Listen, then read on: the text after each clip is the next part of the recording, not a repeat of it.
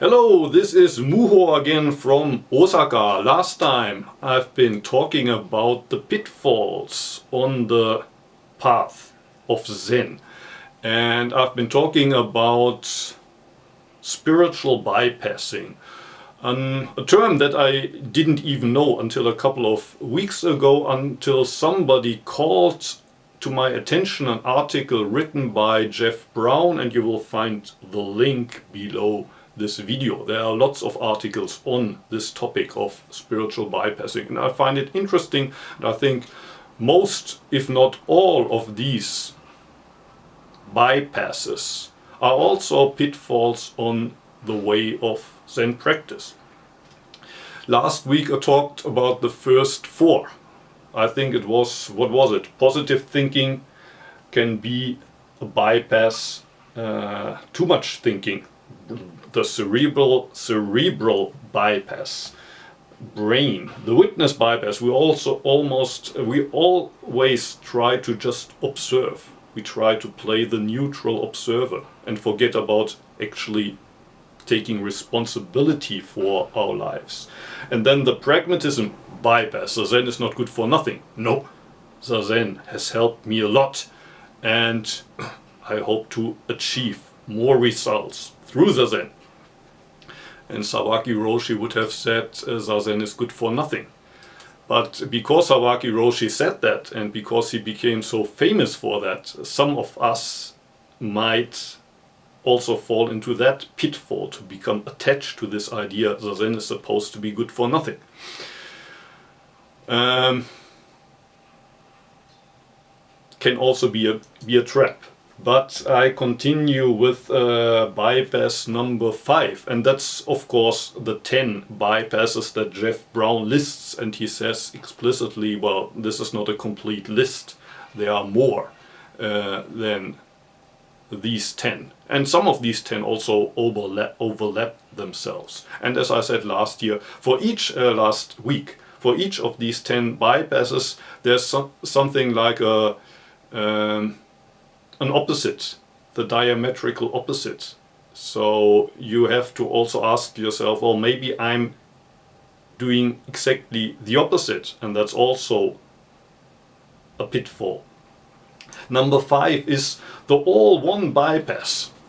So the opposite of that would be, it's me and them. It's me and them. And I'm always the victim. They are always wrong. I'm right. They are wrong. They are stupid. And only I can see reality as it is. But then the other side of the coin is we are all one. There is no me and them. We are all one. We are all one. So nobody's to blame. There's no one to blame. We're all sitting in one boat. Can also be a bypass, can also be a trap.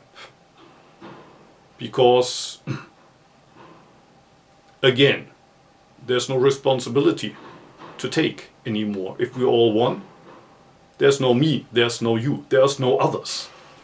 If we're all one, and you sit on your cushion by yourself and let drop of everything, there's no more suffering in the world.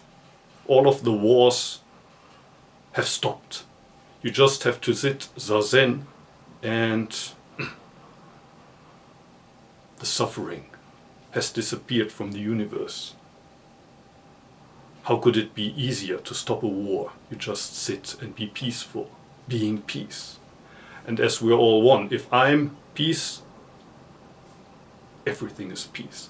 That's also a pitfall, a bypass. Number 6, the non-duality bypass. To me it's more or less the same. There are no dualities. So again, there's no me, there's no you. But again, maybe I'm just using that as an excuse to avoid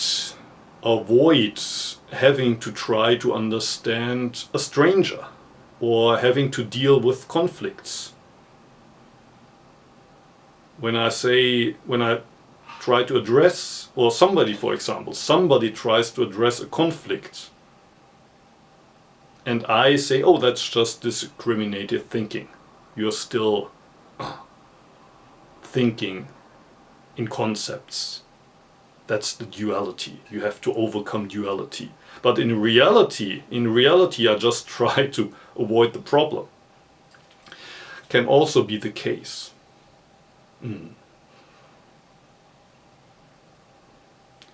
Let go of concepts. But then that's what somebody else said in the German comment section a couple of weeks ago.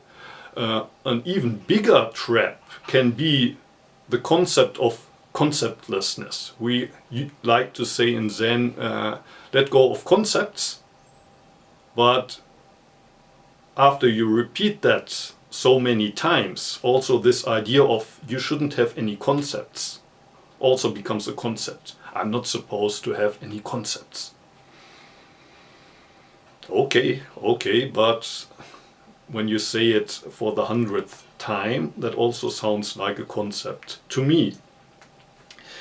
The accountability bypass.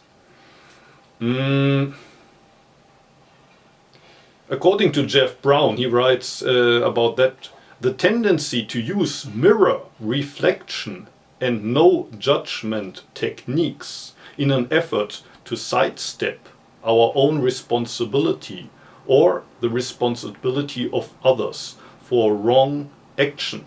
So everything is just a mirror of yourself.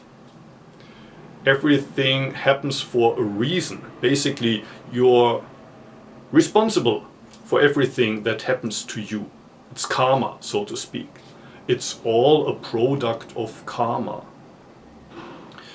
And some things certainly are, but not everything necessarily is. There are certain things that you can change, and some things just happen for no reason, but you can still try to change them.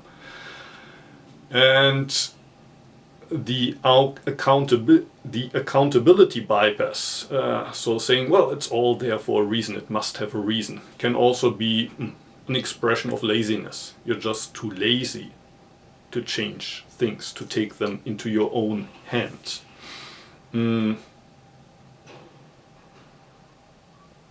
But then, of course, there's the other side, that you think that, well, nothing happens for a reason.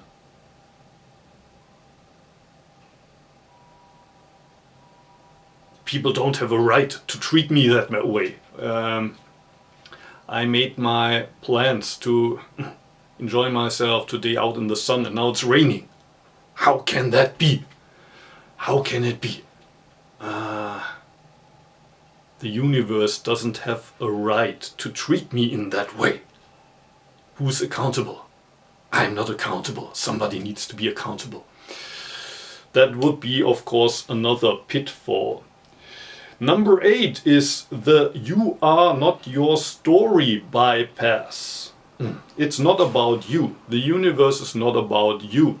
But Jeff Brown here again emphasizes, well, but what about your story? You also need to take your story, your role in the story, serious. Don't escape from the story. Don't try to avoid the story. On the other hand, of course, also often we make everything that happens in the universe, in life, into a story that is about ourselves.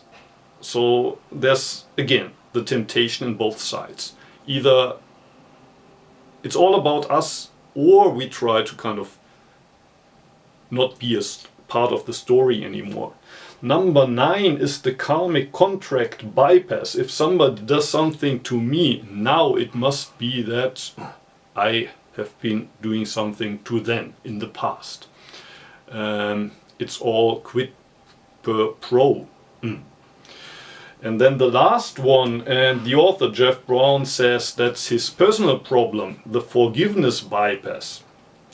To forgive everything without actually working through it. How does he phrase it?